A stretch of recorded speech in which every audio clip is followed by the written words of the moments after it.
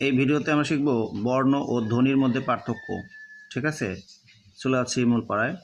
ধ্বনি শব্দ বা ভাষার ক্ষুদ্রতম অংশকে কি বলে? ধ্বনি বলে। যেমন স্বরে অ, স্বরে আ, খ, ছ ইত্যাদি, মানে যে কোনো অক্ষর, এগুলো হলো কি? এগুলো হচ্ছে ধ্বনি। আর বর্ণ, যে চিহ্ন দ্বারা ভাষা লিখে প্রকাশ করা হয় তাকে কি বলে?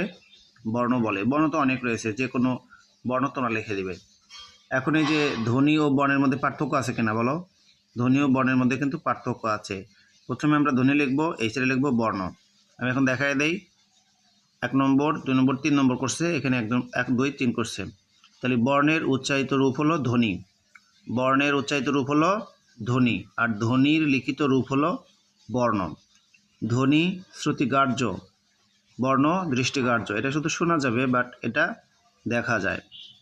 ধ্বনি বিমূর্ত আর বর্ণ মূর্ত। যাই হোক, এই প্রশ্নের উত্তরটা তোমরা কিন্তু অবশ্যই মুখস্থ করে ফেলবে। আল্লাহ হাফেজ।